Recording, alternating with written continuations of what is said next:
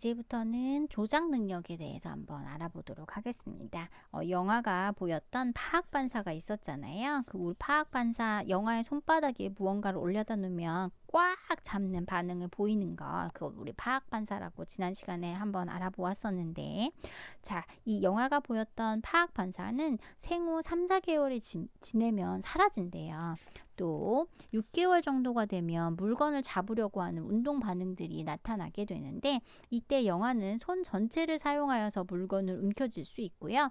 또 7, 8개월경이 되면 손을 잡기도 합니다. 하지만 손가락의 협응이 이루어지는 건 조금 더 있어야 돼요. 그래서 중심 부분부터 발달하고 말초로 갈수록 발달이 늦다고 우리가 처음에 이야기했었잖아요. 그래서 7 내지 11개월이 되면 손가락과 엄지를 이용하여서 작은 물건을 짚게 되는 거죠. 또 12개월과 14개월 정도가 되면 손가락 두세 개 정도를 사용하여서 손가락 끝으로 정확하게 물건을 잡을 수 있으며, 이런 행동을 하게 되면 이제 세밀한 행동들이 훨씬 더 가능하게 되는 거죠. 그래서 양말, 또 모자 뭐 이런 것들을 스스로 벗을 수가 있게 되는 거예요. 그리고 18개월 정도가 되면 컵을 들고 물을 마실 수 있고요. 또 두세 개의 작은 블록을 쌓는 경험도 18개월에는 가능합니다. 이제 24개월 정도가 되면요, 스스로 숟가락 사용이 가능하고 혼자 옷도 벗을 수 있는 정도의 그 조작 능력을 갖게 됩니다. 그래서 우리가 전체적으로 내용을 한번 살펴보면 이제 반사들이 그 처음에 나타났던 원시 반사에서 이제 점점점 수준이 높아지고 있다라고 하는 것. 그래서 물건을 잡으려는 운동 반응으로부터 손 전체를 사용해서 물건을 움켜쥔다면, 이제 개월수가 뒤로 가면 뒤로 갈수록 손가락 협응이 이루어지고 작은 물건들을 잡을 수 있도록 굉장히 고도화되어져 가고 있다.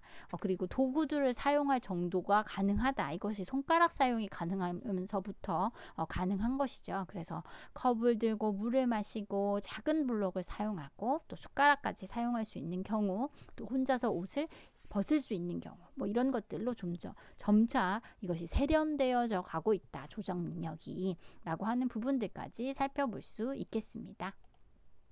다음은 이동 운동입니다. 자, 몸을 이동시키는 것, 그리고 이것은 굉장히 영아들에게 즐거운 일이에요. 그래서 영아의 호기심을 만족시키고 신체 발달과 더불어서 다양한 탐색 활동을 할 수 있도록 만들죠. 따라서 이러한 활동들이 인지적, 사회적 관심을 보다 더 높여주는 활동들이 될 겁니다. 그래서 생후 2개월 정도가 되면 목을 가눌 수 있고, 4개월이 되면 엎어져 있던 몸을 뒤집을 수 있다. 우리 앞에서 살펴본 내용들이에요. 그죠? 또 5개월 정도가 되면 스스로 엎을 수 있고, 또 엎치거나 뒤집기를 통해 목과 어깨의 근육이 발달하면서 상체를 잘 통제할 수 있게 되면서 이 경우 이제 혼자 앉는 부분이 가능한 거죠. 또 4개월경부터 등을 어른들이 이렇게 받쳐주면 잠깐 동안 앉는 자세를 혼자 취할 수 있어요. 그런데 이게 6개월이 되면 스스로 혼자 아무런 도움 없이 앉을 수 있는 거죠. 사람마다 개인 차이가 다 존재하지만 한 생후 7개월 또는 8개월 정도 되면 팔과 팔꿈치, 발의 힘을 이용하여서 이제 슬슬 기기 시작하는 거죠. 그래서 손과 무릎으로 기는 것은 10개월 정도가 됩니다. 마지막 단계인 손발을 사용해서 기는 거라고 하는 부분들은 이제 12개월 정도면 가능하고요.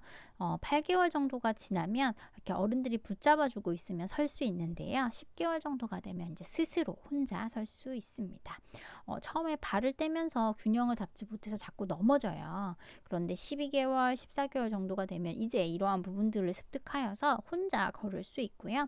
24개월 정도가 되면 층계의 난간을 붙잡고 또 다른 사람 손을 잡고 층간을 이동할 수 있는 거죠. 그래서 처음 올라가는 모습은 한 발을 올려놓은 뒤에 또 다른 발은 같은 층계에 올려놓는 방식으로 아이들이 움직이고 기고 또 서서 가고 라고 하는 부분들로 살펴볼 수가 있겠습니다. 그래서 이동 운동들도 대략의 개월수에 언제 정도 무슨 행동을 한다 라고 하는 부분들까지 정리해 볼 수 있겠습니다. 자, 다음은 뇌발달입니다. 뇌는 중요하다라고 하는 건 우리가 이미 다 알고 있잖아요. 그런데 뇌는 모든 척추동물 그리고 대부분 무척추 동물에 있어서 신경계의 중추가 되는 기관입니다. 그래서 척수와 더불어 중추신경계를 이루는 머리뼈 내부의 기관을 우리가 뇌라고 하죠. 그런데 이 중에서 신경계 최고의 중추다라고 이야기하고 있습니다. 여기서 많은 것들을 관장하기에 신경계 최고의 중추다라고 이야기하고 있죠. 그래서 주로 신경세포 그리고 신경섬유로 구성이 되어 있는데요. 혈관 조직들도 굉장히 많죠. 그래서 경막, 지주막, 연막, 세겹의 뇌막으로 둘러싸여져 있고 뇌는 형태와 기능에 따라서 대뇌, 소뇌, 뇌줄기로 나누어지고요. 뇌줄기를 더 세분화하면 중간뇌, 다리뇌, 숨뇌로 나누어지기도 합니다.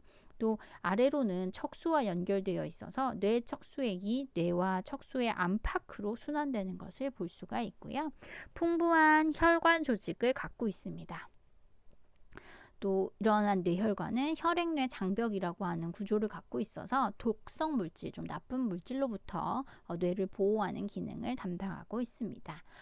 운동, 감각, 언어, 기억, 그리고 고위 정신 기능을 수행하죠. 그리고 각성, 항상성을 유지하려고 하는 것, 신체 대사의 조절 등 생존에 필요한 환경을 유지시키는 역할을 하기도 합니다. 그래서 두뇌의 성장과 발달은 그 속도가 일정하지는 않대요. 그래서 뇌의 각 부분은 발달이 활성화되고 촉진되는 시기가 또 다 다르고요. 예를 들면 뒤통수엽과 관자엽은 생후 3, 4개월부터 발달하고 두정엽, 머리 앞쪽인 거죠. 영아기 후기부터 학령 전기까지 뇌 앞쪽에 위치한 이 이마엽은 유아기부터 매우 빠르고 집중적으로 발달이 이루어진다라고 이야기하고 있습니다. 우리가 이 내용들을 다 이해할 부분은 다 이해하기에는 굉장히 어렵고 많은 내용인 것 같아요. 그래서 다시 우리가 뇌 발달에서 신경 써야 되는 부분들을 살펴보면 일단 뇌가 굉장히 중요하다라고 하는 거. 왜냐하면 운동과 감각, 언어, 기억 등 또 고위 정신 기능을 여기 뇌에서 담당하고 있고 각성을 하는 것, 항상성을 유지하는 것, 신체 대사를 조절하는 등의 우리의 생존에 필요한 환경을 유지하는 것이 바로 이 뇌이다라고 하는 부분까지 일단 하나 기억하시고, 또 중요한 것은 두뇌의 성장과 발달은 그 속도가 일정하지 않다. 그리고 뇌의 각 부분은 발달이 활성화되고 촉진되는 시기가 다 다르다. 예를 들면 뒤통수엽, 그리고 관자엽은 생후 3, 4개월, 그리고 두정엽은 영아 휴기부터 학령 전기, 그리고 전두엽은 유아기부터 매우 빠르고 집중적으로 발달이 이루어진다라고 하는 부분까지만 정리하시면 될 것 같습니다. 자, 여러분, 뇌가 크면 지능이 더 좋을까요? 라고 하는 질문 갑자기 한번 드려보면 어떨 것 같으세요? 뇌가 크면, 그래서 머리가 크면 지능이 훨씬 더 좋을까요? 똑똑할까요? 라고 하는 부분 뭐라고 이야기하고 있나요? 살펴보시면 어떤 것 같아요? 그러니까 뇌가 지금까지 알려진 사람의 뇌 가운데 가장 작은 게 0.45kg, 가장 큰 뇌가 2.3kg인데 얘네의 기능을 나타내는 지능은 다 보통이었다는 거잖아요. 그렇죠?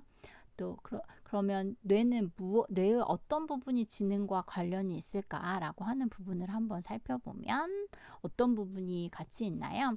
그러니까 사람의 몸 전체에서 차지하는 뇌 비율이 다른 동물보다 큰 것은 대뇌가 뇌의 대부분을 차지할 정도로 크게 발달했기 때문이다 라고 이야기하고 있는데요. 이러한 내용들을 한번 살펴보면 우리가 어떤 결론을 이룰 수 있을까요? 우리 지금 뇌 발달에 대해서 살펴보는데요. 크기와 관련해서 지능이라고 하는 부분에 있어서는 크게 차이가 있는 것 같지는 않습니다. 자, 쉬어가는 타임으로 한번 읽어보았고요. 이제 뇌와 신경계 발달에 대해서 한번 살펴볼 텐데요. 뇌와 신경계 발달은 생후 첫 1년 동안 아주 빠르게 이루어진다라고 합니다. 그래서 신생아의 뇌 무게를 봤을 때는 성인 뇌의 대략 25%, 또 6개월 정도가 지나면요, 성인 뇌의 50%, 또 2세가 지나면 성인 뇌의 70%에 이루어진다라고 이야기하고 있어요. 즉, 이 시기 동안 굉장히 엄청나게 빠른 속도로 뇌와 신경계 발달이 이루어진다라고 하는 부분을 살펴볼 수가 있네요. 자, 다음 슬라이드를 한번 살펴보시면요. 자, 머리둘레 크기가 얼마나 크게 되어가나라는 하는 부분을 살펴볼 수가 있는데, 출생 시 머리 크기가 34cm 정도 된대요. 그런데 6개월 정도 되면 42cm, 만 2세가 되면 48cm 정도가 된답니다. 이는 뇌의 무게가 증가하고 또 크기가 함께 성장하는 것을 볼 수가 있고, 이러한 뇌의 무게 증가와 크기의 성장과 함께 뇌 구조 역시 굉장히 첫 1년 동안 급속하게 발달하는구나 라고 하는 부분을 살펴볼 수가 있습니다.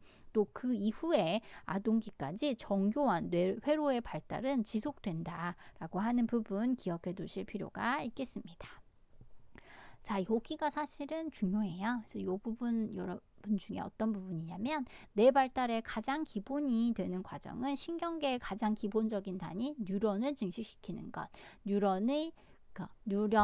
뉴런이라는 것이 어떻게 이동하고 또 분화되는지, 또 이것들 간에 시냅스라는 것이 발달하게 되는데 이 부분은 어떠한지, 그리고 시냅스와 뉴런의 선택적인 소멸, 이 네 가지 단계가 굉장히 중요하다라고 이야기할 수 있습니다.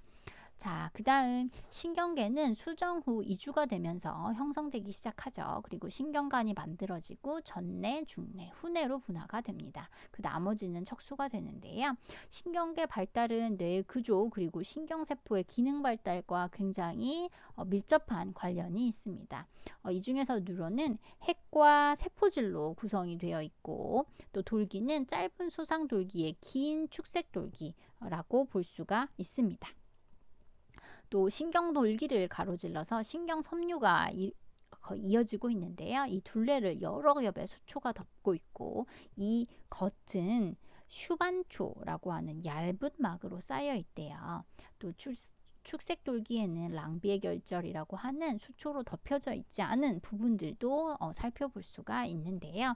이런 구조적인 부분들은 그냥 그림으로 한번 살펴보시고, 이렇게 구성이 되어 있구나라고 하는 부분인데, 우리는 여기서 꼭 기억해야 될 그 뉴런이라는 단어, 그리고 뉴런이라는 것이 핵과 세포질로 구성이 되어 있다. 그런데 이 뉴런이라는 것이 어떻게 늘어나는가라고 하는 것이 뇌 발달에 있어서 중요한 것이다 정도까지 정리하시면 될 것 같습니다.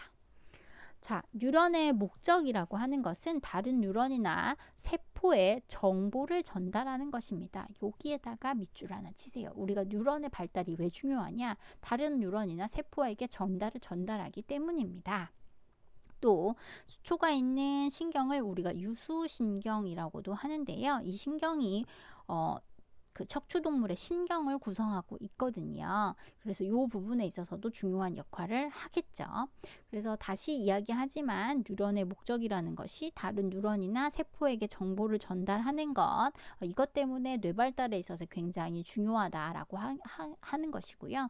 인간이 평생 갖게 될 1 내지 2천억 개의 뉴런은 뇌의 성장 급등기가 시작되기 전인 임신 6개월경부터 이미 형성이 되어 있대요. 그런데 또 중요한 것이 2개의 뉴런이 연결되는 지점, 즉 뉴런의 말초신경 섬유와 다른 뉴런의 수상돌기가 연결되는 부분, 뭐라고 하냐면 시냅스라고 해요. 그런데 이 시냅스라고 하는 것이 출생 후에 형성이 되면서 그 수 또한 굉장히 많은데요. 이 시냅스 형성과 수초화는 언제? 영아기 동안 급속하게 이루어지죠. 즉 뉴런이라는 것은 태내기에 이미 거의 다 형성이 되지만, 이 뉴런의 말초신경 섬유와 또 다른 뉴런의 수상돌기가 연결되는 부분을 시냅스라고 하는데, 이 시냅스라고 하는 부분이 이제 영아기 동안 급속하게 이루어지는 거죠. 그렇기 때문에 우리가 영아기 뇌발달할 때 뉴런 중요하다, 시냅스 중요하다라고 하는 이야기를 하는 것은 바로 이것 때문입니다. 그래서 시냅스의 그 신경 전달 효율성을 최대한 키우기 위해서 끊임없이 소멸, 생성되거나 커지거나 작아지는 그러한 변화들을 계속 하는데, 이러한 변화가 영아의 내외적인 환경과 상호작용에 의해서 영향을 받기 때문에 굉장히 중요하다라고 이야기를 할 수밖에 없습니다. 즉, 우리는 어떤 뉴런이라고 가진 원래의 목적이 다른 뉴런 또는 다른 세포에게 정보를 전달하는 거죠. 근데 이것은 원래 이미 임신 6개월 경에 이제 다 형성이 되는 거예요. 그런데 이 뉴런의 말초신경 섬유와 다른 뉴런의 수상줄기가 연결되는 부분, 우리가 시냅스라고 하는데, 이 시냅스라고 하는 부분이 이제 영아기 때 연결이 되는 거죠. 영아기 때 만들어지는 거죠. 그래서 이것이 굉장히 이 시기 동안 많이 늘어나기 때문에 우리는 영아가 내외적 환경과 상호작용을 끊임없이 할 수 있도록 우리가 여러 가지 역할을 해줘야 되는 겁니다. 그래서 그림을 살펴보면, 뇌의 구조에 대해서 그림을 살펴보면 뇌, 사이뇌, 그리고 소뇌, 중간뇌, 다리뇌, 숨뇌로 구성되어 있는 것들을 볼 수가 있죠. 또 인간의 뇌에서 4분의 3을 차지하는 가장 큰 부분인 뇌는 좌우 2개로 이루어져 있답니다. 이 뇌가 사실은 좌우 2개로 나뉘어져 있고, 또 넓게는 사이뇌까지 이것을 포함시켜서 말하기도 하는데요. 인간의 뇌는 다른 어떤 동물보다 크고 표면에 주름이 많대요. 그리고 머리 뒤쪽에 있는 소뇌가 150g 정도로 작고 표면에는 자잘한 주름이 있는 것이 특징입니다. 평형기관에서 전달된 정보를 바탕으로 이 뇌에서도 몸의 균형을 유지하고 뇌 겉질이 내린 운동 지시가 제대로 이루어지도록 우리 몸의 근육을 선택하여서 어느 정도 움직이게 할지를 바로 이 뇌가 판단하는 것이죠. 또 뇌줄기 를 한번 살펴보시면 뇌와 그리고 뇌와 그 사이뇌, 소뇌를 제외한 나머지 부분을 우리가 이 뇌관이라고 이야기하는데, 뇌와 척수 사이를 연결하기도 합니다. 또 의식적인 활동을 조절하는 부분이 있다면 뇌줄기는 호흡과 소화 그리고 혈액순환 등 무의식적인 생명 유지 기능을 담당하기 때문에 생명의 뇌라고 부르기도 한대요. 그래서 살펴보시면 중뇌와 숨뇌, 소뇌를 연결해주는 부분들을 다리뇌라고 하고, 숨뇌는 호흡과 순환을 연결시켜주지만 침분비, 하품, 재채기와 같은 무의식적인 활동을 계속하면서 몸의 상태를 유지시키는 역할을 하는 것이 숨뇌라고도 이야기할 수 있습니다. 자, 이러한 부분들까지는 우리가 굳이 자세히 알아야 될 필요는 없어요. 다만 뇌발달이라는 것이 영아기에 굉장히 큰 발달을 한다라고 하는 부분, 그리고 아까 이야기한 대로 뉴런이라고 하는 부분, 그리고 뉴런과 연결되는 시냅스라고 하는 것이 영아기 동안 급속하게 형성을 하기 때문에 이 시기가 굉장히 중요한 시기다라고 하는 부분까지 정리해 볼 수가 있습니다. 그래서 우리는 숨뇌가 호흡과 순환을 조절해서 침분비, 하품, 재채기와 같은 무의식적 활동한다라는 이야기 했었고, 뇌줄기에도 다양한 구성 그리고 뇌의 정중앙에 위치하고 있다라고 하는 부분들을 살펴볼 수 있는데요. 이러한 부분들은 그냥 외우기보다는 이렇게 구성이 되어 있구나 정도를 이해하시면 될 것 같습니다. 굉장히 어려운 부분이었는데요. 뇌발달에 대해서 크게 여러분이 부담을 가지실 필요는 없고요. 재차 말씀드리지만 우리는 영아기 발달에서 뇌발달을 왜 주목해야 하나 라고 하는 부분에 초점을 두셔서 정리하시면 될 것 같습니다. 수고하셨습니다.